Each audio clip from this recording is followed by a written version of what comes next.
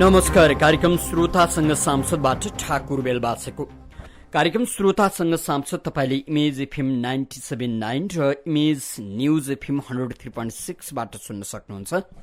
कार्यक्रममा हामीले मुलुकको पछिल्लो राजनीतिमाथि केन्द्रित रहँदै व्यवस्थापिका संसदका एकजना सांसद सदस्यसँग छलफल गर्ने गर्छौं। आज हामीले छलफलका लागि सुर्खेत क्षेत्र नम्बर 3 का कांग्रेस सांसद तप्तबहादुर विष्टलाई आमन्त्रण गरेका छौं। कांग्रेस सांसद तप्तबहादुर विष्टसँगको छलफलमा तपाई पनि सहभागी हुन चाहनुहुन्छ भने हाम्रो स्टुडियोको टेलिफोन नम्बर 406526 मा फोन गर्न सक्नुहुन्छ। सहभागी श्रोता मित्रले छोटो तर्कसंगत विषयसँग सम्बन्धित रहेर एउटा मात्र प्रश्न राख्दिनुहोला। आज हामीले सुर्खेत क्षेत्र नम्बर 3 का कांग्रेस सांसद तप्तबहादुर विष्टलाई आमन्त्रण गरेका छौं। हाम्रो टेलिफोन सम्पर्कमा आइसक्नु भएको छ, उहाँलाई स्वागत गरौं। मान्यज्यू यहाँलाई इमेज एफएममा हार्दिक स्वागत छ। धन्यवाद धन्यवाद। अब जिल्लामा पुग्नु भएको छ। जिल्ला कस्तो भएछ? संविधान जारी पछिको जिल्ला एकदम ठिक छ। सुर्खेत जिल्ला एकदम शान्त छ। संविधान जारी भइसकेपछि पहिला केही असहज परिस्थिति भए पनि अब प्रदेश नम्बर 6 त्यसमा पनि सुर्खेत अब राजधानी हुने गरी सुर्खेत एकदम खुसी छ। मानिज्यू अब संविधान जारी सँगसँगै सुर्खेतको गरिबी, अझ तपाईको क्षेत्र त अझ बढी पिछडिएको, हरेक ठाउँमा विद्युत पुग्न पनि नसकेको, अब त्यो क्षेत्रलाई केही गजब भयो कि? यो गरिबी भन्ने त कुरा के हो भने तपाईँको मेरो सुर्खेत जिल्ला र क्षेत्र नम्बर 3 मात्रै होइन, नेपाल देशै गरिबी छ। अब तपाईँले हुम्ला हेर्नुभयो, त्यसपछि गएर मुगी हेर्नुभयो, जुम्ला हेर्नुभयो, कालीकोट हेर्नुभयो भने त धेरै सुगम हो नि। यसले हाम्रो नीति राम्रो भयो भने त्यो गरिबी निवारण भनेको गरिबी अवश्य हट्छ। नीति र देशमा स्थायित्व भयो भने, देशमा शान्ति कायम भयो भने र राम्रोसँग चल्न सक्यो भनेपछि यो गरिबी निवारण हुन सक्छ। तर अब यो खाली सधैँ स्थायित्व नहुने, सधैँ एक आपसमा झैझगडा भइरहने, एक आपसमा मिलेर अगाडि बढ्न नसकेपछि त्यो राम्रो भएको सहर, राम्रो भएको घर पनि भत्किन सक्छ। त्यसैले त्यो सुर्खेत क्षेत्र नम्बर 3 मात्रै गरिबी होइन कि, त्यसलाई हेर्ने भने तपाईँले हाम्रो कर्णाली पर्छ होइन भने अब गरिबका अगाडि अझ बढी गरिबलाई हेरेर त्यो गरिब भन्दा त यो गरिब ठिक छ भन्ने तर्क त त्यति राम्रो होइन होला नि त। त्यो भन्न मैले खोजे होइन कि गरिबी निवारणका लागि त गरिबी निवारण अब अहिले हाम्रो सुर्खेत जिल्लाकै यो गरिबी निवारण तथा सहकारी मन्त्री हुनुभएको छ, उहाँ के भन्नुहुन्छ उहाँलाई सोध्नु होला। मेरो कुरा के हो भनेपछि अब म त मान्ने मात्रै हो। अब गरिबी निवारण कसरी उहाँले गर्नुहुन्छ सुर्खेतमा, त्यो उहाँको नीति कार्यक्रम होला, उहाँलाई केही होला, उहाँलाई सोध्नु पर्यो। भनेपछि गरिबी निवारणका बारे तपाईसँग केही योजनै हुँदैन? विकासका बारे तपाईसँग केही योजनै हुँदैन हो?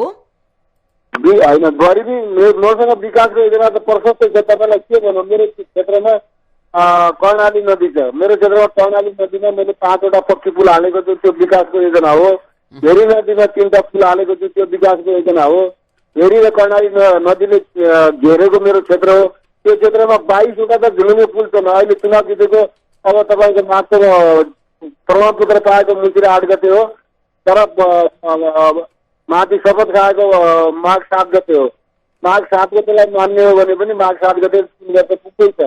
3 वर्षको पिरियडमा 22 वटा झुलुङ्गे पुल, 5 वटा कर्णालीमा पक्की पुल, त्यसपछि गएर तपाईँको नदी भेरी नदीमा 3टा पक्की पुल। यिनी साना पुल त मैले बनेकै छैन। ती साना पुल बन्ने हो भने तपाईँको 50 भन्दा कम छैनन्, साना कलबर्टदेखि सबै पुलहरूमा। त्यसै मैले मेरो क्षेत्रमा 5 वटा रणनीतिक सडक हालिएको छ, 3टा बहुवर्षीय योजना हालेको छु। 3टा बहुवर्षीयमा एउटा बाटोमा तातापानीदेखि तपाईँ कैलालीदेखि तपाईँको अछाम जोड्ने 15 करोड छ, कैलाश गाउँदेखि दोबाटासम्म 10 करोड छ, घाटगाउँदेखि गुटु तपाईँको सालमधारासम्मको 10 करोड छ, र 5 वटा रणनीतिक सडक छन्। त्यस्ता साना बाटा त साना कुरा त मैले हेरेकै छैन। यो के विकास योजना होइन, योजनै नभएर त विकास निर्माण गर्छ भनेर मलाई त्यो क्षेत्रका जनताले भनेको अन्य मान्यज्यूहरूले पनि तपाईँबाट सिको गर्ने हो कि क्या हो विकासको चाहिँ? हजुर, अन्य मान्यज्यूहरूले पनि विकासका लागि तपाईँबाट सिको गर्ने हो कि क्या हो? त्यो सिके हुन्छ मबाट। 3 वर्षको पिरियडमा 22 वटा झुलुङ्गे पुल, 5 वटा कर्णाली नदीमा पक्की पुल, हेरी नदीमा 3टा पक्की पुल। यस्तो धेरै काम गर्नुभएको रहेछ मान्यज्यू। हुन त तपाईँका जिल्लाका केही साथीहरूलाई मैले फोन गरेर पनि सोधेको थिएँ अघि। क्षेत्र नम्बर 3 मा मान्यज्यूले विकास गर्ने प्रयास गर्नुभएको छ, अरू 2टा क्षेत्रमा भन्दा अलिक बढी चाहिँ उहाँले गर्नुभएको छ। तर फेरि पनि उहाँको क्षेत्र अत्यन्तै विकट भएका कारणले उहाँलाई अप्ठ्यारो पनि छ भन्ने खालको कुरा चाहिँ उहाँहरूले गर्नुभयो। तपाईँले पनि विकासको कुरा चाहिँ गर्नुभयो। यति विकास गरिसकेपछि सुर्खेतका युवाहरू खाडी जान रोकिए कि रोकिएनन् होला? सुर्खेतका युवाहरूले जिल्लामै रोजगारी चाहन्छु भन्दा पाए कि पाएनन् होला? जनताले हुन त मोटर बाटो बनाएपछि, पुल बनाएपछि हिँड्न पाए, गुन्न पाए भन्नु होला, तैपनि नागरिकले जिन्दगीमा भिन्न महसुस गर्न पाए होलान् कि होइनन् होला? के भयो होला अवस्था चाहिँ? अब कुरा के हो भने विकास निर्माण हुने बित्तिकै रोजगारी समस्या समाधान हुन्छ म पनि भन्दैन। रोजगारी दिनलाई त उद्योग कल कारखाना हुनु पर्यो नि। जस्तै सुर्खेतमा तपाईँको के छ भने यो एसियाकै प्रथम सिमेन्ट चौकुने सिमेन्ट उद्योग छ। त्यो सञ्चालन भएपछि बल्ल तपाईँको खाडी जाने मान्छे रुक्छन्। त्यस्तै गरेर मेरो क्षेत्रमा 3टा गाविस छ, अप्पर कर्णालीसँग जोडिएका छन्, नजिकै छ अप्पर कर्णाली। त्यो अप्पर कर्णाली सुरु भयो भने यहाँका मान्छेले रोजगार पाउँछन्। अब बाटो खनेर पुल बनाएर त रोजगारी समस्या समाधान हुँदैन। रोजगारीका लागि त त्यस्तो उद्योग कल कारखाना खोल्नु पर्यो, बल्ल अनि त्यसपछि रोजगारी सिर्जना हुन्छ र खाडी। कल कारखाना खोल्ने कि भएका बन्द गर्ने हो मान्यज्यू? हजुर, उद्योग कल कारखाना खोल्ने कि भएका पनि बन्द गर्ने भने नि? होइन, हाम्रो लागि त खोल्ने हो, बन्द गर्ने होइन। कांग्रेसको 46 पछिको राजनीतिले त भएका पुराना उद्योग कल कारखाना बन्द गर्नुपर्छ भने जस्तो स्वभाव देखिया छ नि त, होइन र? मैले सुर्खेतको भए हुनाले हामीले सिमेन्ट उद्योग छिटोभन्दा छिटो सञ्चालन हुनुपर्छ, अप्पर कर्णाली छिटोभन्दा छिटो सञ्चालन हुनुपर्छ भन्ने गरेका छौँ। अब अप्पर कर्णालीमा केही यो गर्नु हुन्न भनेर त आगो लगाइदिने, क्याम्पमा आगो लगाइदिने काम गर्न जाँदा मान्छेलाई धम्काउने, अब यहाँ रगतको खोलो बग्छ भन्ने थरी पनि छन्। अब मान्यज्यू अलिकति यो अप्पर कर्णालीको बारे अलिकति चर्चा गरौँ। तपाईँको जिल्लाका, तपाईँकै क्षेत्रका केही गाविसहरूसँग अप्पर कर्णालीको प्रत्यक्ष सम्बन्ध रहन्छ, होइन? अब अहिले अप्पर कर्णाली बचाऊ अभियान नै सुरु गरिएको छ। अप्पर कर्णालीमा निकै ठुलो देशघाती काम हुँदैछ, यसकारण यसलाई बचाउनुपर्छ, जोगाउनुपर्छ भन्ने जुन जिकिर छ, भारतीय कम्पनीका कुराहरू आइराखेका छन्। तपाईँ त्यही क्षेत्र र सरोकार राख्ने तपाईँको विषय भएका कारण पनि के भन्नुहुन्छ? पहिला तपाईँले मलाई सोध्नुभन्दा यो त्यो सरकारवालालाई सोध्नु पर्यो। होइन भने तपाईँको तपाईँ मलाई सोध्न लाग्नु भयो कि आफै मात्रै गर्ने हो? मेरो कुरा बुझ्नु सोध्नु पर्यो नि। भन्नुहोस्। त्यो प्रदेशको त्यो जुन कर्णालीले अप्पर कर्णालीले छोएका जुन गाविसहरू छन्, त्यो सरकारवाला छन्, कर्णाली बचाउ अभियानवाला छन्, तिनीहरूको घर पनि छैन। त्यहाँ सोध्नुहोस् पहिला तिनीहरूलाई। घरै नगएकाले कर्णाली बचाउँछन्। मलाई भन्नुहुन्छ भने म कर्णालीमा सानो कर्णालीको किनारमा जन्मिया मान्छे हो। असममा मेरो पहिला घर थियो, कर्णालीको किनारमा थियो। अहिले पनि कर्णाली र भेरी दोबानमा अहिले पनि मेरो घर छ।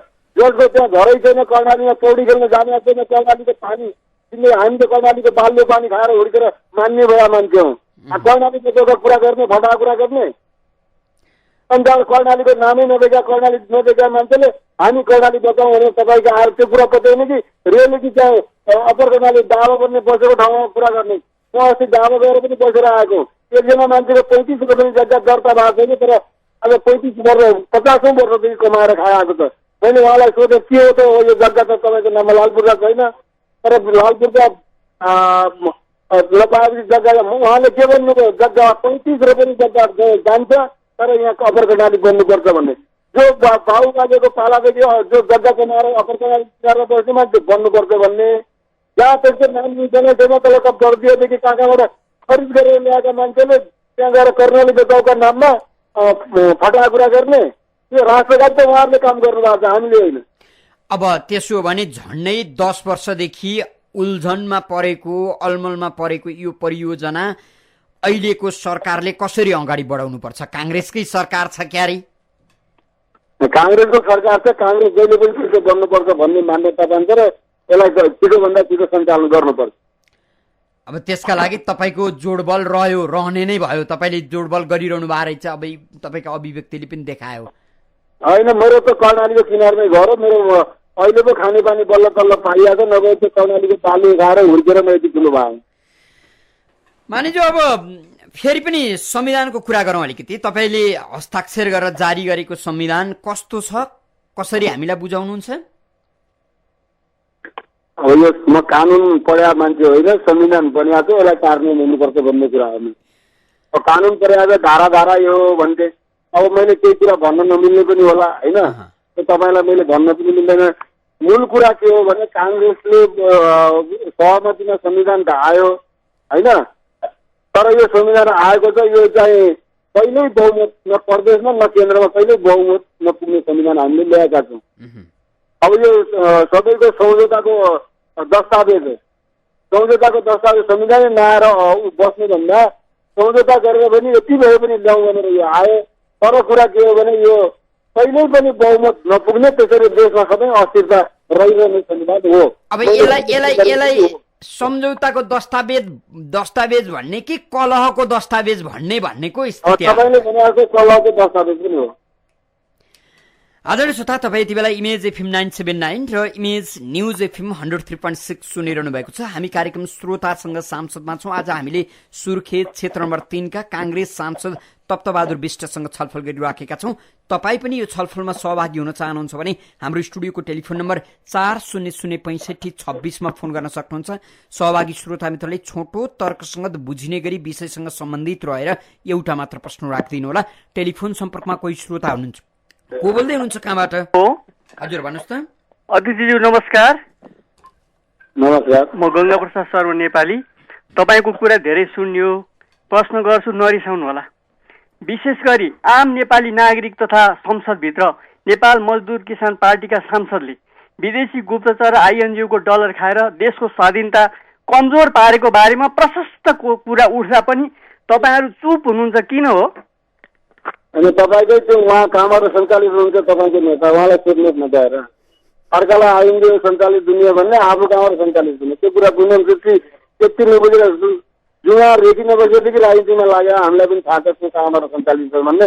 त्यस्ता कुरा उहाँलाई सोध्नु होला, तपाईँले नारायण विजीलाई सोध्नु, मलाई सोधेर। हामीसँग फेरि अर्का कोही श्रोता हुनुहुन्छ, उहाँलाई स्वागत गरौँ। को बोल्दै हुनुहुन्छ, कहाँबाट? हेलो नमस्कार सांसदजी, म कृष्ण पन्त।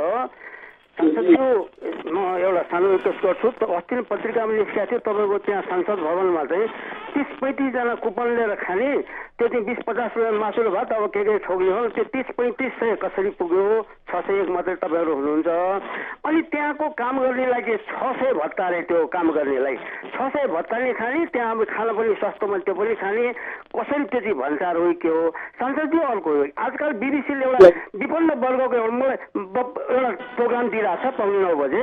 तपाईँ एउटा यो विराटनगरको गीता दास भन्ने, उसको लोग्ने स्वास्नी र उसको छोरो, ऊ 15 वर्षमा बिहे गरी 16 वर्षमा उसले बच्चा पाए, अहिले दुईटै किडनी खत्तम भएर नसक्ने स्थितिमा चाहिँ टिचिङ हस्पिटल छन् हिजो सुन्दाखेरि। अनि अर्को तपाईँ वीर हस्पिटलमा हिजो गगन थापाजी जानुभयो त्यहाँ। यहाँलाई धन्यवाद दिन्छु। के भन्नुहुन्छ मानिज्यू? अब यो कुरा त तपाईँ के भयो कि हामीले हाम्रो कुरा, म आफ्नो कुरा गर्छु के, हामी सदनमा जान्छौँ, सदनमा गएको दिनमा 200 रुपियाँ दिन्छ भत्ता, हाम्रो त्यही हो। सुनिरहेको भएको छ कि छैन? हेलो, हजुर हजुर भन्नुहोस् न। 200 रुपियाँ भत्ता पाइन्छ। अब सांसदले पाउने जम्मा 44,000 हो, अहिले अब 10% गरेर कति 55 पुग्यो होला जम्मा। तपाईँको 5,000 पार्टीले काटेर लैजान्छ हाम्रो। मानिज्यू 55 के मेरो कुरा त्यो कसले के खा, त्यो सभामुखलाई गएर सोध्नु पऱ्यो। म मान्नेले सबै रेकर्ड राखेको हुँदैन नि त, मैले आफ्नो बारेमा भन्ने हो नि। अनि 6,500 रुपियाँ घरबाट दिन्छ, हामीले 2,000 महिना घरबाट तिर्छौँ।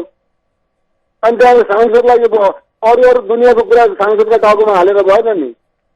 अन्त तपाईँ आफै बोल्नु 6,500 काठमाडौँमा घरबाट पाइन्छ कि पाइँदैन?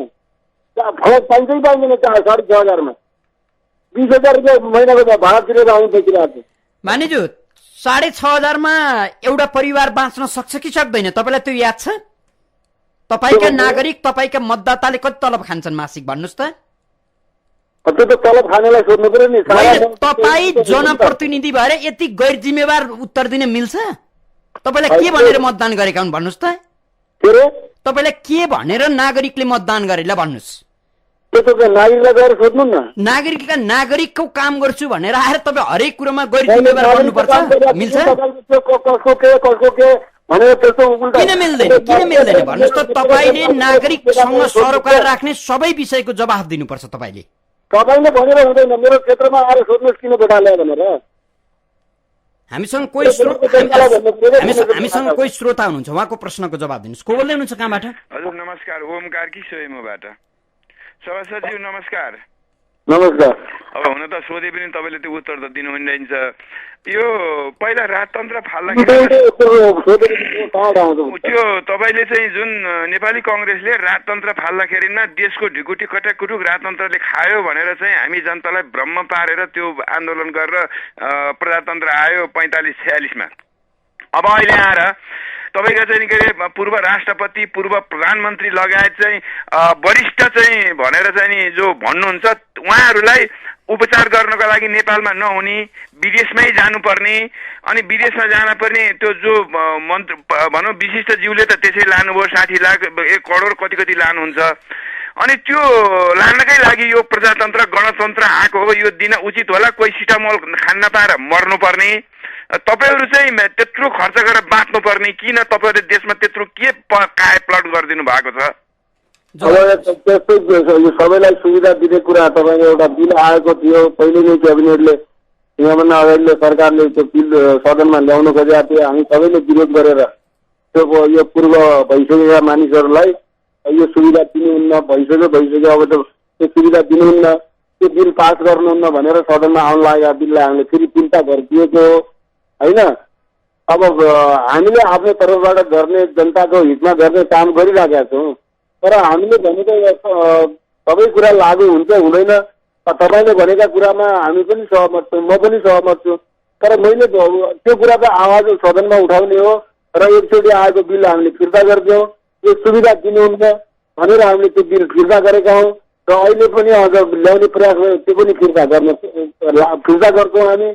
तर कुरा के हो भने बिरामी भएको अवस्थामा क्याबिनेटले दिने निर्णय त मान्नेलाई सोधेर त गर्दैन नि।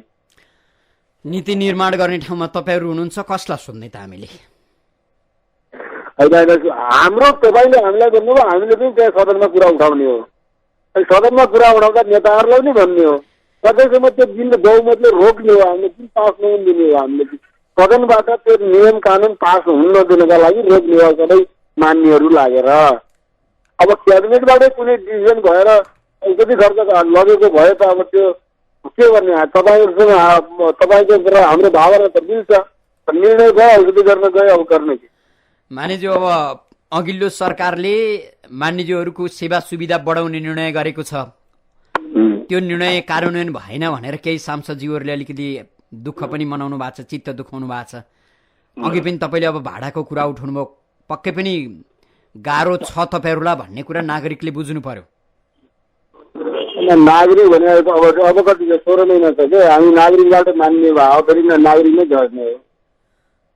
त्यसैले कुरा मान्ने हुँदैन, यो आजीवन मान्ने पद होइन यो।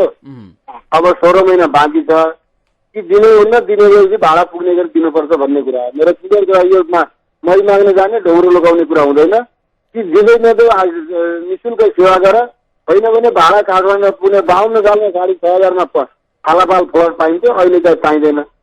अब त्यो दिनुपर्छ भने भाडाबाट पुग्ने भाडा हामीले भाडा पैसा पनि दिनु पर्दैन, भाडा तिर्दै सरकारले भन्ने कुरा हाम्रो मेरो त पहिलेदेखि, अरू कुरा मलाई थाहा छैन। हजुर, हामीसँग फेरि अर्का कोही श्रोता हुनुहुन्छ, को बोल्दै हुनुहुन्छ? म बनेपाबाट माधव दाहाल। हजुर भन्नुहोस्। हजुर सांसद लाल सलाम। जय नेपाल। जय नेपाल। हजुर मैले एउटा तपाईँलाई प्रश्न के राखेँ भन्नु होला भनेदेखि, मैले आज यहाँ चाहिँ मिडियाबाट सुने सिंहदरबारमा तीजको अखडा र तासको अखडा भनेर चाहिँ केटा मान्छे तास खेलिरहेका केटी मान्छे चाहिँ नि तीज मनाइरहेका केही तीज मनाउन तास खेल्ने अखडा सिंहदरबार हो। अनि अर्को एउटा प्रश्न चाहिँ तपाईँले म कानुन होइन मैले संविधान म त्यो बुझ्न सक्दिनँ भन्नुभयो। म साधारण 12 खरी पढ्नेले म बुझ्छु, तपाईँ बुझ्न सक्नुहुन्न? एक दुईटा जवाब दिनुहोस्। अब सिंहदरबारमा म त सुर्खेत छु अहिले। अब सिंहदरबारमा पत्रिकामा आएको कुरा त्यो मलाई थाहा छैन। अब त्यो सिंहदरबार तास खेल्ने र नाच गर्ने ठाउँ होइन। तर अब चिजको अब अहिले कर्मचारी युनियनका अब त्यहाँ कर्मचारीहरू पनि छन्, तिनीहरूलाई पनि चिज लाग्यो होला। अब तिनीहरूलाई पनि चिजको कार्यक्रममा अब त्यहाँका महिला दिदीबहिनीहरूले त्यहीँभित्र गऱ्यो होला। अब त्यो गरेको कुरालाई पनि अब तिलको पहाडै बनाउने नसक्छ त। हामी नेपालीहरू काम गर्ने ढङ्ग छैन हामी कसैको। म मान्नेको पनि छैन, तपाईँ प्रश्न गर्ने मान्छेको पनि ढङ्ग छैन। खालि तिलको पहाड बनाउने, त्यहाँ चिज किन नाचे? तास खेल्ने कुरा गलत हो, दारू खाने कुरा गलत हो। अब त्यो महिला कर्मचारी छन् बिचरा, तिनीहरूले चिज मान्न नमाउने त्यसो भए। मानिज अब संविधान संशोधनको कुरा छ। अब संविधान बनाउँदा घाँटी जोडेको एमाले अलि टाढा छ। माओवादी केन्द्र र कांग्रेस मिलेर संविधान संशोधन गर्न सक्ने अवस्था पनि छैन। फेरि पनि संविधान संशोधन नगरेसम्म मुलुकले निकास पाउँदैन, सबैको संविधान हुन सक्दैन भनिरहनु भएको छ तपाईँका नेताहरू। संविधान संशोधन गरेपछि मुलुकमा भिन्न किसिमको राजनीतिक परिपाटी सिर्जना होला, आन्दोलनहरू रोकिएलान्, देश अगाडि बढ्ला हो, त्यही अपेक्षा गर्ने हो हामीले।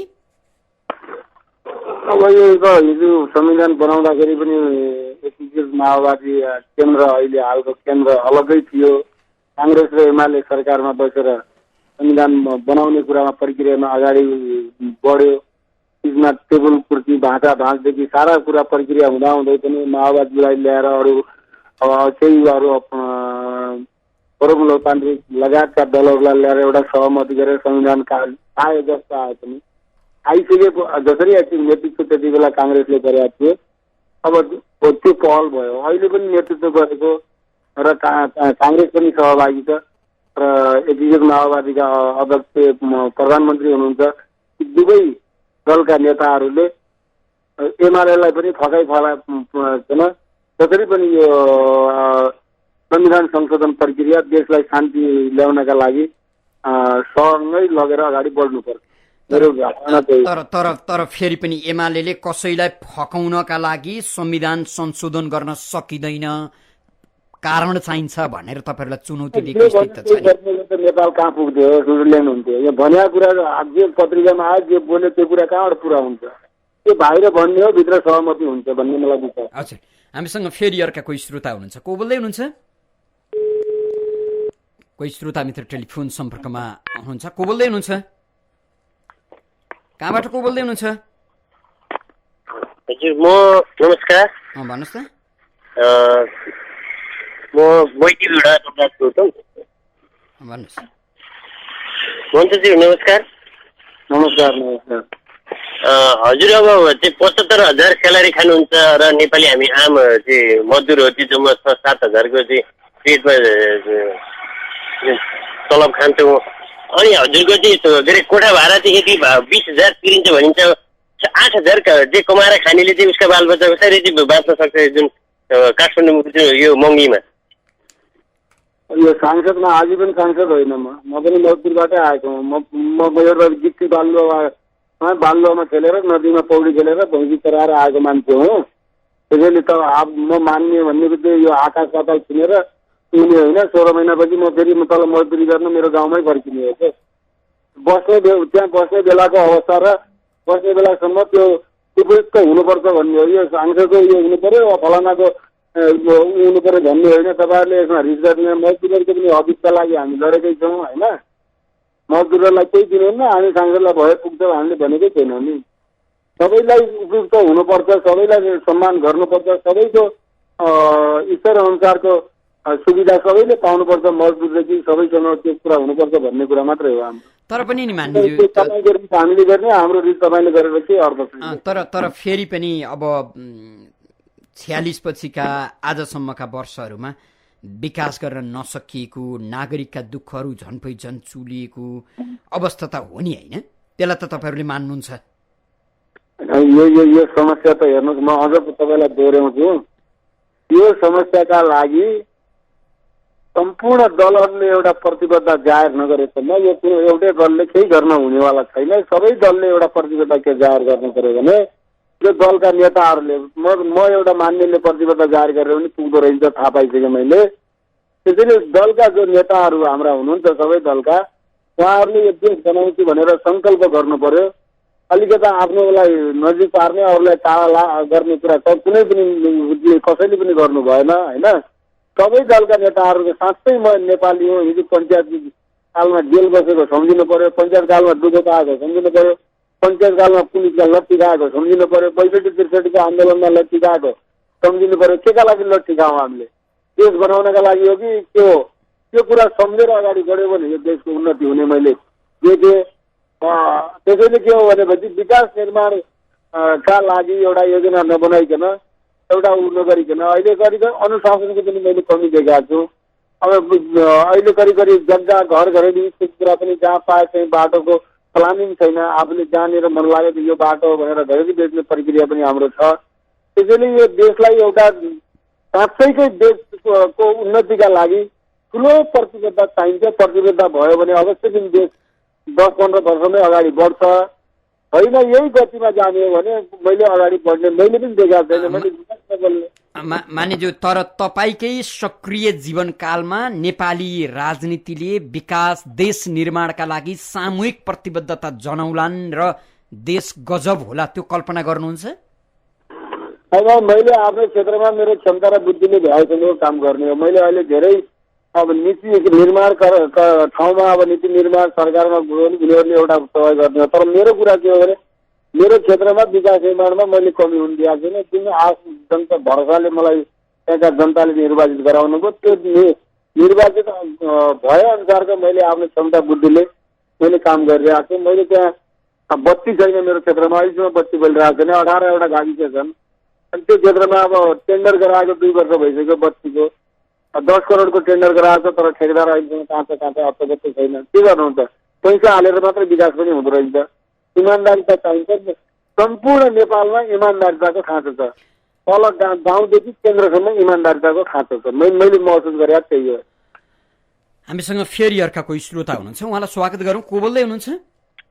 हजुर, म नमस्कार। भन्नुहोस् त। म खोटाङ पोवासेराबाट रुद्र विष्ट। भन्नुहोस्। नमस्कार। नमस्कार। हजुरहरू सरकार गठनमा, सरकार ढलाउनेमा चाहिँ बहुत कोसिस गरिरहनु हुँदो रहेछ। संविधान कार्यान्वयनमा चाहिँ तपाईँहरू ध्यान नदिने, तपाईँको त्यो केपी ओलीकै सरकारमा चाहिँ राष्ट्रिय सहमतिको सरकार गठन गरेर त्यो संविधान कार्यान्वयन गर्नुभएको भए के हुन्थ्यो? अहिलेसम्म विभिन्न विवादमा। हजुर, केही भन्नुहुन्छ मानिज्यू? सरकार ढलाउने त यो के हो भने सरकार ढलाउने हामीलाई मात्रै भन्नु होइन। सरकार एकदम जबसम्म संसदीय प्रणाली रहिरहन्छ त्यति बेला सरकार ढल्ने, सरकार बन्ने संविधानमा भित्रै रहेर गर्ने कुरा हो। यसलाई तपाईँहरूले आरोप प्रत्यारोप गरेर केही हुनेवाला छैन। अब अहिलेको सरकार छ, अहिले प्रतिपक्षमा एमाले छ, उसले पनि परिस्थिति पर्याप्तमा आफ्नो बहुमत पुर्याएको यो सरकार पनि उसले ढाल्छ। अब सहमति सरकारमा एकैमा बस्दाखेरि मात्रै सहमति हुने। हामी केका लागि राजनीति गरे हो के? पदका लागि राजनीति गरे हो भने त्यो भन्नु पर्यो। होइन, प्रतिपक्षमा बस्दा पनि सकारात्मक प्रयोग गर्नु पर्यो नि सबैले। हिजो पनि माओवादी प्रतिपक्षमा थिए नि, छैन नि त। मानिज्यू, अब अहिले जुन संविधान छ, अब संशोधनका अरू कुरा उठ्या छन्। अधिकारका नाममा, क्षेत्रका नाममा संशोधन होला, तर जुन किसिमको शासकीय प्रणाली अथवा सरकार गठनको सन्दर्भ छ यसलाई चिरेर संशोधन हुने अवस्था पनि छैन। यो संविधान टिकिरहुन्जेल, संशोधन नहुन्जेल मुलुकको सत्ता, सरकार, राजनीति त यस्तै त हुने पनि होइन। 6 महिना 9 महिना 1 वर्ष बढीमा, त्यसपछि फेरि सरकार परिवर्तन हुने यो एउटा रोगले। अब संविधानै त्यस्तै बनिएको छ त हामीले के गर्ने? संविधानमै त्यो प्रावधान छ कि संविधान एउटा कुरा के बुझ्नु भने संविधानलाई मिचेर केही काम भएको छ भने तपाईँहरूले भन्नु पर्यो संविधानमै रहेको कुरा भित्रबाट टेकेर सरकार जाने सरकार आउने त यो त हुन्छ, कति महिना हुन्छ के महिना हुन्छ त्यो त म भन्न सक्दैन होइन। तर संविधानभन्दा बाहिर गएको जुन तपाईँले भनेको कुरा के हो भने मेरो भनाइ पनि हो, स्थायित्व हुनुपर्छ। स्थायित्व हुनका लागि त के हुनु पर्यो, बहुमतको सरकार हुनु पर्यो। अब यो संविधानले त्यस्तो बनाएको कि बहुमत जिन्दगीभरि नपुग्ने संविधान छ हाम्रो। अब जिन्दगीभरि बहुमत पुग्दैन, जिन्दगीभरि बहुमत नपुग्दैन, यो प्रक्रिया चलिरहने हो। हजुर, हामीसँग फेरि अर्का कोही श्रोता मित्र हुनुहुन्छ प्रश्नका लागि। को बोल्दै हुनुहुन्छ? नमस्कार, म हिमाल नेपाली। हजुर भन्नुहोस्। माननजी नमस्कार। नमस्कार। यहाँले अघि सुरुमै भन्नुभयो सुर्खेत राजधानी हुँदैछ भन्नुभयो होइन? भनेपछि यो रामराज्यमा सुर्खेतमा राजधानी बनेको रामराज्यमा हुम्ला र डोल्पालाई कति सुविधा पुग्ला जवाब पाउन। होइन, मैले सुर्खेतलाई यहाँको संरचनादेखि सबै कुरा बुझेर भने नै। अब त्यसो भए तपाईँलाई भन्छु, सुर्खेतबाट साह्रो हुम्ला राख्ने भने पनि मान्न तयार छु, मतलब जुम्ला राख्ने पनि मान्न तयार छु। त्यो कुरा तपाईँले मलाई जवाब दिनु पर्यो क्या। त्यो क्वेसनमाथि क्वेसन गर्ने होइन, सत्य तथ्य हो कि तपाईँले बुझ्नु पर्यो। तपाईँ जुम्ला डोल्पा हुम्लाको हो भनेपछि पुग्छ कहाँ हो तपाईँ भन्नु मलाई, मैले किन भन्ने। मानिज्यू अब यो संहितामा जान निकै कठिन छ कि क्या हो? अब संविधानले त त्यसलाई सुनिश्चित गरिसक्नुभयो होइन, तर फेरि पनि कार्यान्वयनमा जानका लागि अहिले स्थानीय तहको जुन किसिमको विवाद चुलिएको छ, यता अब प्रदेशको राजधानीकै सन्दर्भका विवादहरू छन्, त्यसमा अब तपाईँ पनि त्यसको त्यो भुक्तमान हुनुहुन्छ। प्रदेश अथवा संघीयता कार्यान्वयन गर्न दलहरूलाई चुनौती हुन्छ कि क्या हो? कसरी हेर्दै हुनुहुन्छ? चुनौती त छ नि तपाईँको, मान्छेले थाहै पाएको सुविधा हटाइदियो भने त विवाद त आउँछ नि। तर संघीयताले त त्यस्तो हटाउनु त हुँदैन होला नि त। फेरि आफ्नो ठाउँमा गाविस कार्यालय छन्, सबै छन्, चलिरहेको त्यसलाई एक ठाउँमा 4-5वटा गाविस 7वटा 8वटा गाविस एक ठाउँमा गाभेर अनि एउटा गाउँपालिका बनायो त्यस्तो समस्या त आउँछ। एउटा सानो सदरमुकाम सर्न खोज्दा त गोली चल्छ, ज्यान जान्छ। तपाईँलाई भनौँ सुर्खेतकै कुरा गरौँ, सुर्खेत पहिलेदेखि मध्यपश्चिमको क्षेत्रीय सदरमुकाम भएको, अब यहाँ हुन्न कि भन्दाखेरि यहाँका सुर्खेती जनताले आन्दोलन गरे, कर्णालीका जनताले जुम्लामा आन्दोलन भयो, कालीकोटमा भयो, सबैले मुगु कर्णाली अञ्चलले सबै ठाउँ आन्दोलन भयो। एउटा प्रदेश यहाँ सुर्खेतमा भयो, खालि यो यहाँको सदरमुकाम सुदूरपश्चिम जान्छ कि भनेर हो। त्यो चाहिँ एउटा गाउँको सदरमुकाम अन्त सर्दाखेरि अवश्य पनि यति जटिल छ, यति अप्ठ्यारो छ कि अब त्यो कसरी मिलाउने भन्ने कुरा नै बडो अप्ठ्यारो महसुस भइरहेको छ। हामी पनि गाउँमा जाँदाखेरि सबैले हामीलाई सुनसुन गर्छन्, हामीसँग जवाबै छैन। के भन्नु मानिज्यू, अब मैले अघि पनि चर्चा गरेँ, सुर्खेत क्षेत्र नम्बर 3 का लागि सांसद तप्तबहादुर विष्ट विकासका हिसाबले सक्दो काम गरिरहनु भएको छ, तर फेरि पनि उहाँको क्षेत्र अत्यन्तै विकट छ, यसकारण अझै पनि कतिपय ठाउँमा बिजुली छैन, गाह्रो छ भनेर तपाईँलाई त्यो क्षेत्रका साथीहरूले भन्दा रहेछन् भनेर। अनि फेरि अर्को कुरा पनि मान्यज्यू अलि झोकी हुनुहुन्छ, अलि रिसाउनुहुन्छ भन्दै पनि थिए। केही समय अगाडि जीविसका टेबुल फुटाएका कुराहरू पनि सार्वजनिक भएका थिए। हुन त अब यो तपाईँको सार्वजनिक पनि निजी पनि कुरा हो, तपाईँ मान्यज्यू भएर राजनीतिमा अलिकति रिस राग झोक पनि चाहिने रहेछ क्या र? तपाईँलाई म भन्छु, ठिक भन्नुभयो तपाईँले, रिस होइन मेरो। तपाईँ अहिले पनि तपाईँले मेरो बोलीमा पनि रिसाएको महसुस गर्नुभयो होला। एक त मलाई मागेकै चाहिँदैन बोल्दाखेरि ठुलो आवाज त त्यसै रिसाएको हुन्छ, अनि नचाहिँदो कुरा गर्दा गरेर कि मलाई चित्त बुझ्दैन। तपाईँले भनिहाल्नुभयो जिल्ला विकासको कुरा, तपाईँलाई तपाईँ भए के गर्नुहुन्छ? एउटा योजना मैले हालेको 5 लाखको त्यो काम भएको सम्पन्न भएको छ, अनि त्यसपछि गएर इन्जिनियर गएर 5 लाख 4 लाख 80,000मा इस्टिमेट भयो, के अरे सम्झौता भएको छ। कामको मूल्याङ्कन 6,10,000 भएको छ। उपभोक्ता समिति आएर खाता खोलिएको छ, अनि अन्तिम समयमा त्यो काम गरेको मान्छेले अहिलेसम्म पैसा पाएको छैन। त्यो त मान्छेले पाउने त त्यो पनि फुट्यो, के भएर त्यो नराम्रो हो र? त्यो मान्छेले पैसा पाउनै पर्ने हो। अहिलेसम्म आज 2 वर्ष भइसक्यो त्यो मान्छेले पैसा पाएन, कसै कारणले पाएन, एलडीको कारणले पाएन, मैले के गर्नु? बडो गजब छ है। अब तपाईँको सरकारी संयन्त्र प्रयोग गरेर गरिएका सार्वजनिक विकासको कामको रकम भुक्तानी ल्याउनका लागि पनि मान्यज्यूहरूले टेबुल ठोक्नुपर्ने कस्तो विडम्बना हो कि हाम्रो? यो शासनै कर्मचारीको छ नि त। गाउँमा सचिवको छ, जिल्लामा एलडीको छ, नगरपालिकामा अधिकृतको छ, यहाँ आफ्नो सम्पूर्ण अधिकार उनीहरूलाई छ, उनीलाई जे मन लाग्यो त्यही भइरहेको छ। हजुर, मानुजी यहाँले आफ्नो व्यस्त समय हामीलाई उपलब्ध गराइदिनु भयो, धेरै धेरै धन्यवाद दिन्छौँ। तपाईँलाई पनि धन्यवाद। हजुर, आदरणीय श्रोता, कार्यक्रम श्रोतासँग सांसदमा आज हामीले सुर्खेत क्षेत्र नम्बर 3 का कांग्रेस सांसद तप्तबहादुर विष्टसँग छलफल गर्यौं। कार्यक्रम सुनेर र कार्यक्रममा आफ्नो सहभागिता जनाइदिएर साथ दिनुहुने सम्पूर्ण श्रोता मित्रहरूलाई धेरै धेरै धन्यवाद दिँदै सहकर्मी मित्रद्वय बुकेश महर्जन अनि अनित साक्यका साथमा ठाकुर बेलबासी बिदा हुन्छु। नमस्कार।